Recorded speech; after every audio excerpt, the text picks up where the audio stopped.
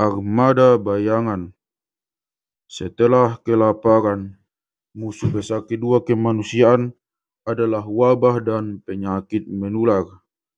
Kota-kota sibuk yang dihubungkan oleh arus tiada putus pedagang, pejabat dan peziarah menjadi alas tumpuan peradaban manusia, sekaligus menjadi lahan tumbuh ideal patogen.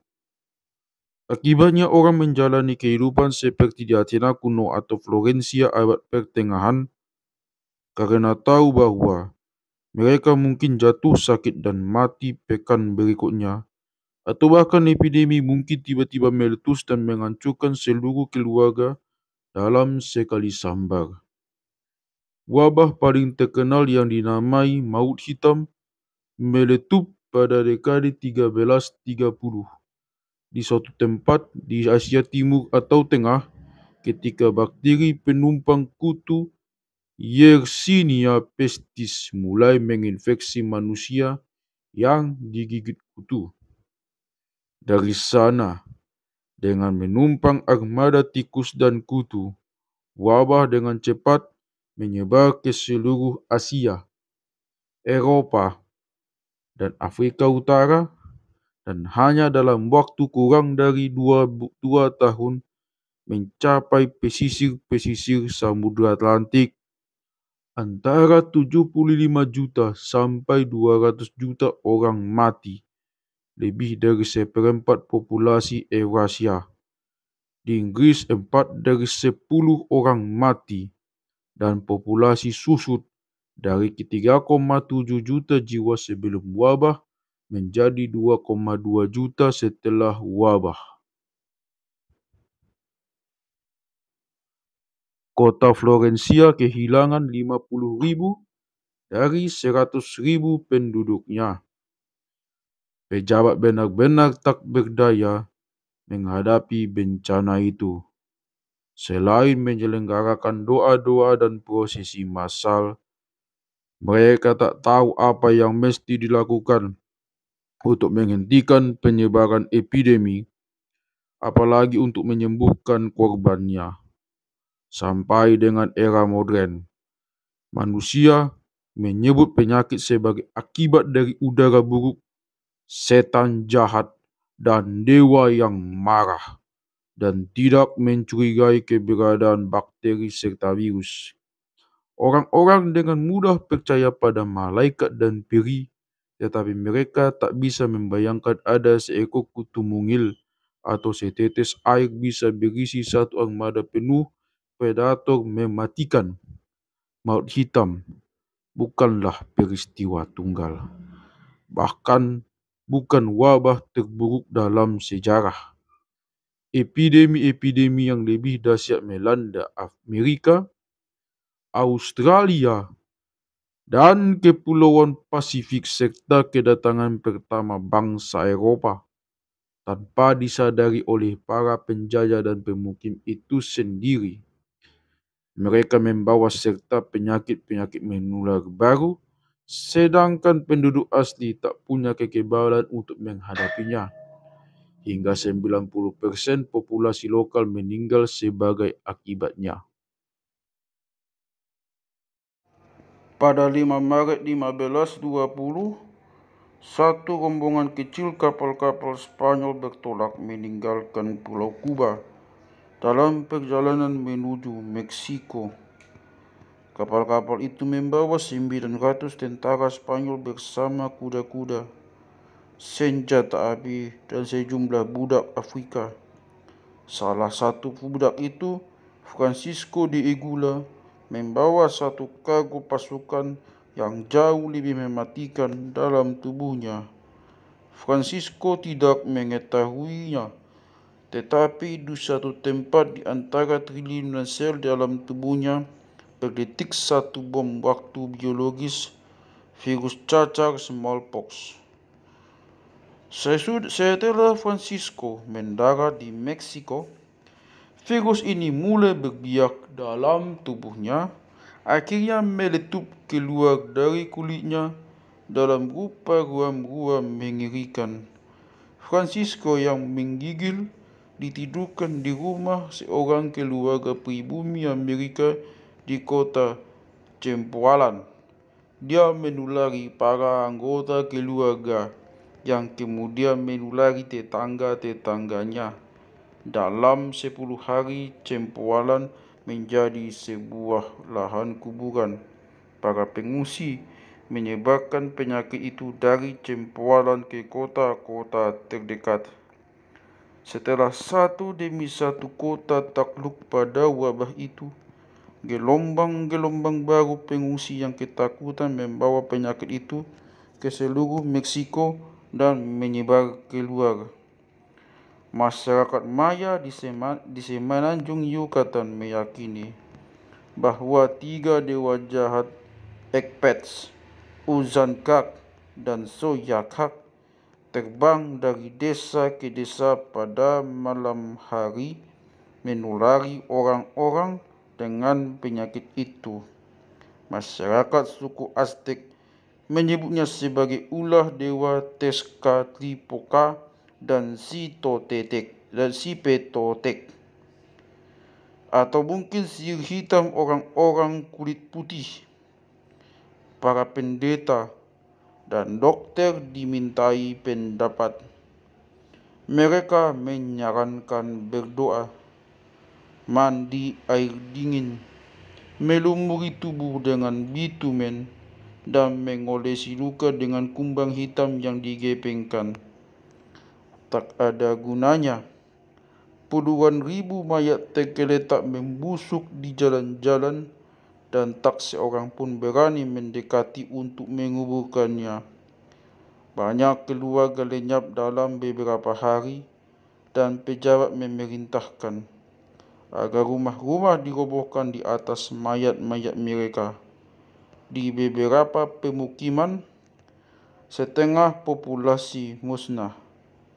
Pada September 1520, wabah sudah mencapai lembah Meksiko, dan pada bulan Oktober memasuki gerbang-gerbang ibu kota Aztec, Tenochtitlan, sebuah kota metropolitan megah berpenduduk 250.000 jiwa. Dalam kurun 2 bulan, sedikitnya sepertiga penduduk musnah, termasuk Kaisar Aztec, Quetzalcoatl.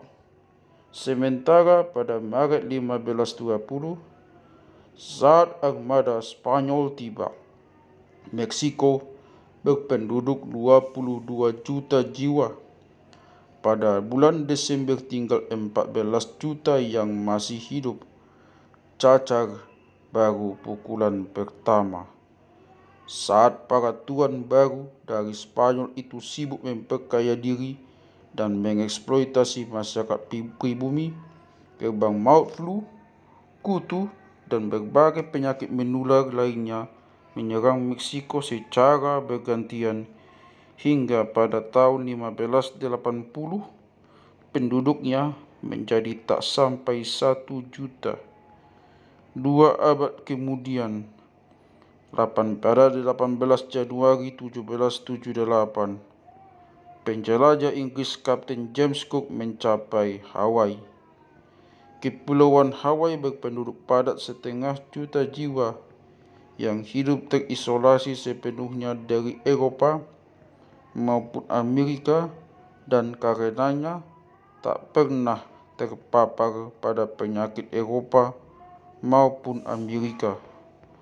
Kapten Cook dan rombongannya memperkenalkan flu pertama, tuberkulosis, dan sipilis ke Hawaii. Para pendatang Eropa berikutnya menambahkan tipus dan cacar. Pada 1853, hanya 70.000 orang yang selamat di Hawaii. Epidemi terus membunuh puluhan juta jiwa sampai memasuki abad ke-20. Pada Januari 1918, para tentara di parit-parit Prancis Utara mulai mati dalam jumlah ribuan akibat satu galuk flu yang sangat ganas yang dijuluki flu Spanyol. Garda depan itu merupakan ujung dari jaringan suplai global paling efisien yang pernah ada di dunia hingga sekarang. Manusia dan amunisi mengalir dari Inggris, Amerika Serikat, India, dan Australia. Minyak dikirim dari Timur Tengah, gandum dan sapi dari Argentina, karet dari Malaysia, dan tembaga dari Kongo. Sebagai gantinya, mereka semua dapat flu Spanyol. Dalam beberapa hari saja, sekitar 1,5 miliar orang, sepertiga populasi global, ambruk oleh virus itu. Di India, virus tersebut membunuh 5% populasi 15 juta jiwa. Di Pulau Tahiti, 14% penduduk mati. Di Samoa, 20%. Di pertambangan Kongo, 1/5 buruh tewas. Wabah itu sekaligus membunuh antara 50 juta sampai 100 juta orang dalam waktu kurang dari 1 tahun.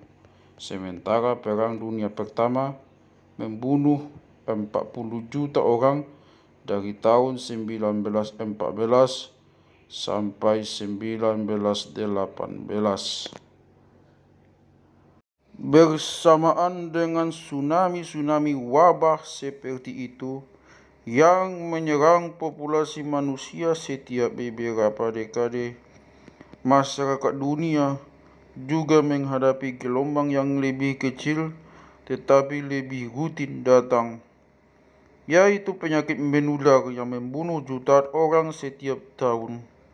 Anak-anak yang tak memiliki kekebalan paling rentan terhadap penyakit-penyakit itu sehingga sering disebut penyakit kanak-kanak.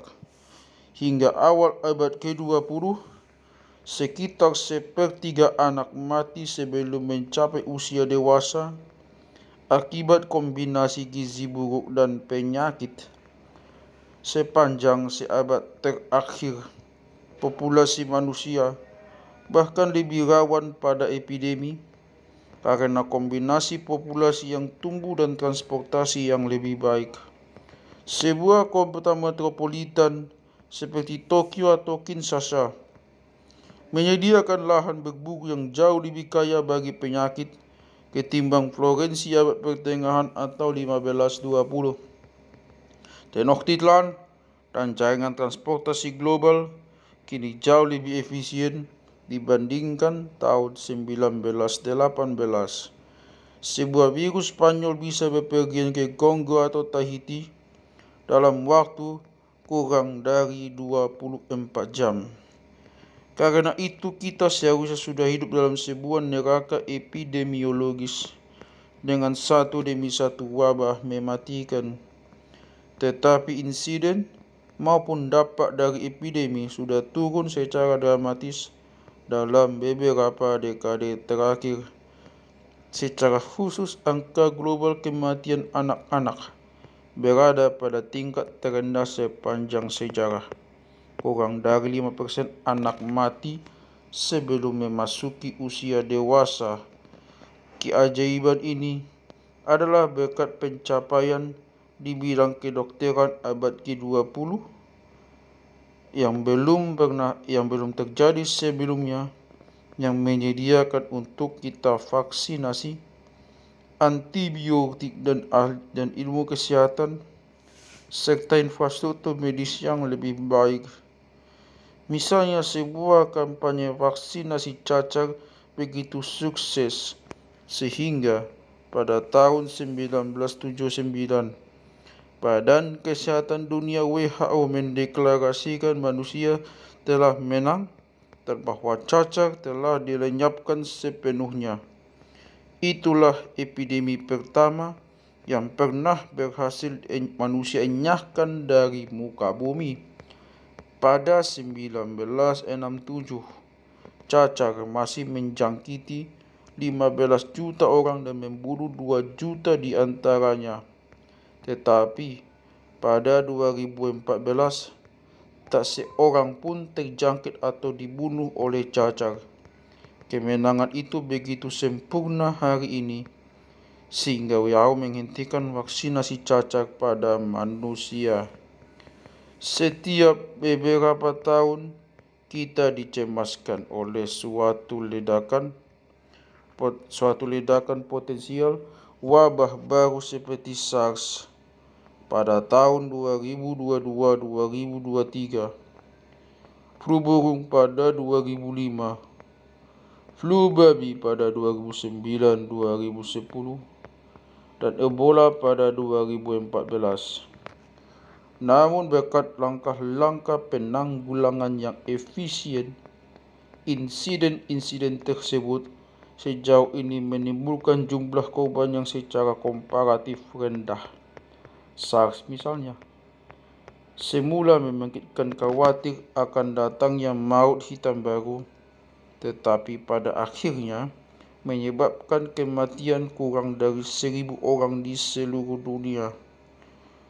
Wabah Ebola di Afrika Barat mula-mula tampak menggila tak terkendali, dan pada 26 September 2014, WHO menyebutnya sebagai darurat kesehatan publik terburuk yang pernah ada dalam masa moden. Meskipun demikian, pada awal 2015, epidemi itu telah berhasil dijinakkan, dan dalam Januari 2016, WHO menyatakannya selesai.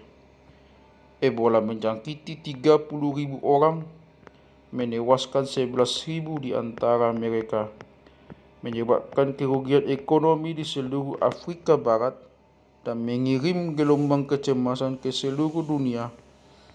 Tetapi penyakit itu tidak sampai menyebar keluar dari Afrika Barat, dan jumlah korban tewasnya tak ada apa-apanya dibandingkan dengan epidemi flu Spanyol atau cacar di Meksiko. Bahkan tragedi AIDS yang tampaknya merupakan kegagalan medis terbesar dalam beberapa dekade terakhir ini bisa dipandang sebagai sebuah tanda kemajuan. Sejak mencuat pada awal 1980-an, lebih dari 30 juta orang tewas akibat AIDS dan puluhan juta lainnya menderita kerusakan fisik dan psikologis yang menyiksa. Sulit untuk memahami dan menangani epidemi baru itu karena AIDS adalah penyakit yang keuletannya lain daripada yang lain. Kalau seorang manusia yang tertular virus cacar mati dalam beberapa hari, seorang pasien positif HIV bisa tampak sehat sempurna selama beberapa pekan dan bulan, tetapi bisa menular yang lain tanpa diketahui. Selain itu, virus HIV sendiri tidak membunuh. Ia merusak sistem kekebalan sehingga membuat pasien rawan pada berbagai macam penyakit lain. Penyakit sekunderlah yang sebetulnya membunuh korban AIDS. Akibatnya, ketika AIDS mulai menyebar, sulit untuk dipahami apa yang sebenarnya sedang terjadi. Ketika 2 pasien dibawa ke sebuah rumah sakit New York pada tahun 1981, yang satu dinyatakan mati karena penyakit paru-paru dan satunya lagi karena kanker, saat itu sama sekali tak diketahui bahwa keduanya sesungguhnya korban virus HIV yang mungkin sudah menjangkiti mereka selama berbulan-bulan atau bertahun-tahun sebelumnya. Tetapi terlepas dari kesulitan tersebut, setelah komunitas kedokteran menyadari adanya wabah baru misterius itu, Para ilmuwan hanya butuh waktu 2 tahun untuk mengidentifikasinya, memahami cara virus menyebar, dan menyarankan cara-cara efektif untuk memperlambat epidemi. Dalam 10 tahun berikutnya, obat-obat baru mengubah AIDS dari vonis mati menjadi kondisi kronis. Sekurang-kurangnya mereka yang cukup kaya sanggup mendapatkan perawatan. Coba bayangkan apa yang bakal terjadi seandainya AIDS muncul pada tahun 1581 dan bukan 1981. Dalam sebuah kemungkinan, tak seorang pun pada masa itu akan bisa mengetahui apa penyebab epidemi itu, bagaimana cara berpindah dari satu orang ke orang lain, atau bagaimana cara menghentikannya, apalagi mengobatinya.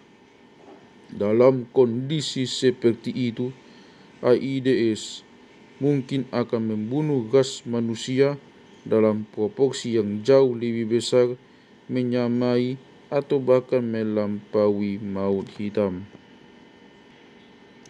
Terlepas dari jumlah korban AIDS yang menghebohkan itu, dan terlepas dari jumlah orang yang terbunuh setiap tahun oleh penyakit-penyakit yang sudah lama mapan seperti malaria, epidemi adalah ancaman yang jauh lebih kecil bagi kesehatan manusia masa kini ketimbang milenium sebelumnya.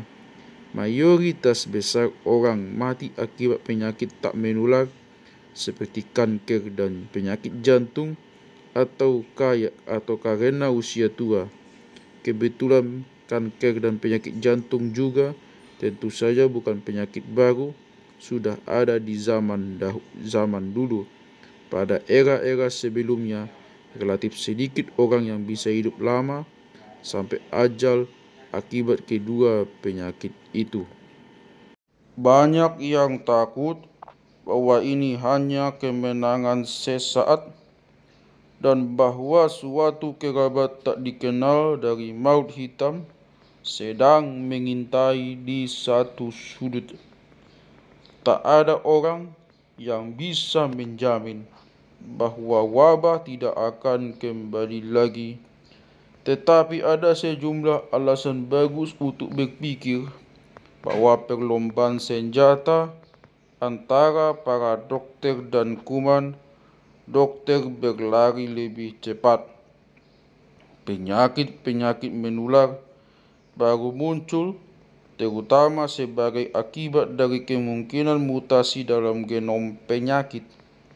Mutasi-mutasi ini memungkinkan penyakit melompat dari binatang ke manusia untuk menaklukkan kekebalan sistem manusia atau resisten pada obat seperti antibiotik.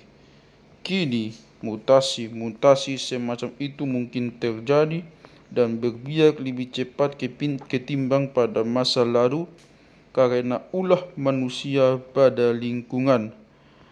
Namun dalam pertarungan melawan kedokteran, penyakit-penyakit pada akhirnya bergantung pada undian nasib. Sebaliknya, para dokter mengandalkan lebih dari sekadar keberuntungan. Meskipun keberuntungan banyak sekali berjasa pada sains, para dokter tidak semata-mata menuang bermacam-macam bahan kimia ke tabung uji, lalu berharap secara kebetulan mendapatkan obat baru. Tahun demi tahun, para dokter mengakumulasi pengetahuan yang semakin baik dan semakin baik yang mereka gunakan dalam rangka merancang pengobatan dan perawatan yang lebih baik. Akibatnya, meskipun pada 2050 kita tak diragukan lagi bakal menghadapi kuman-kuman yang lebih tangkas, kedokteran pada 2050 tampaknya akan mampu mengatasi mereka secara lebih efisien ketimbang hari ini.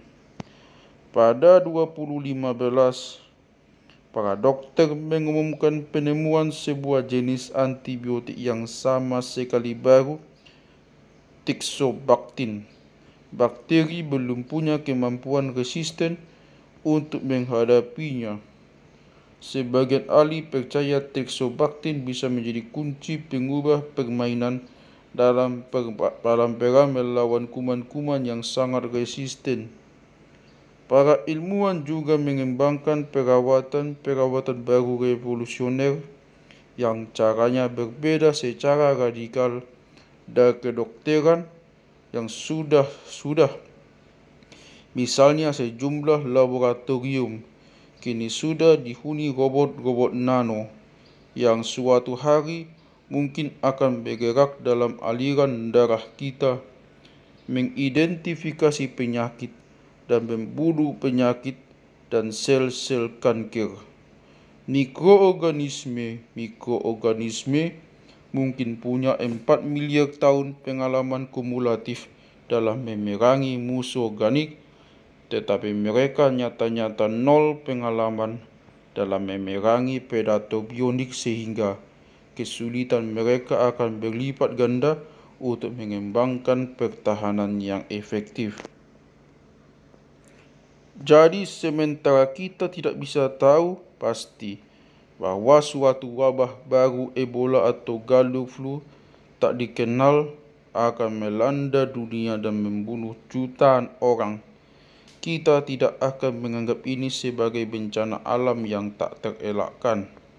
Namun, kita akan lebih melihatnya sebagai sebuah kegagalan manusiawi yang tak bisa dimaklumi begitu saja dan menuntut pihak-pihak terkait untuk bertanggung jawab. Ketika pada akhir musim panas 2014, selama beberapa pekan yang mencemaskan, sepertinya Ebola sedang di atas angin melawan otoritas kesehatan global, beberapa komite penyelidik buru-buru dibentuk. Sebuah laporan awal yang diterbitkan pada 18 Oktober 2014 mengkritisi Badan Kesehatan Dunia atas reaksi yang tak memuaskan pada wabah itu, menyebut epidemi itu sebagai akibat dari korupsi dan inefisiensi di cabang WHO Afrika. Kritik lebih jauh menengarai bahwa manusia memiliki pengetahuan dan alat untuk mencegah wabah, dan jika sebuah epidemi ternyata tak terkendali, itu karena manusia tidak kompeten, bukan karena kemarahan ilahi. Serupa dengan itu, fakta bahwa AIDS terus menjangkiti dan membunuh jutaan orang di sub-Sahara Afrika selama bertahun-tahun setelah para dokter memahami mekanisme, juga dipandang sebagai akibat dari kegagalan manusia, bukan nasib buruk. Dengan demikian, dalam perjuangan melawan bencana alam seperti AIDS dan Ebola, perimbangan kekuatannya mengunggulkan manusia. Namun bagaimana dengan bahaya dari sifat yang melekat pada manusia itu sendiri? Bioteknologi memungkinkan kita mengalahkan bakteri dan virus, tetapi pada saat yang sama mengubah manusia sendiri menjadi ancaman yang tak ada presidennya. Alat sama yang memungkinkan para dokter dengan cepat mengidentifikasi dan mengobati penyakit-penyakit baru juga memungkinkan militer dan teroris merekayasa penyakit yang lebih mengerikan dan penyakit kiamat. Karena itu, sangat mungkin epidemi besar akan terus membahayakan manusia pada masa depan hanya jika umat manusia sendiri menciptakannya demi kepentingan ideologi yang kejam. Era ketika manusia berdiri tak berdaya di hadapan epidemi alamiah mungkin sudah usai, namun kita bisa saja masih keliru.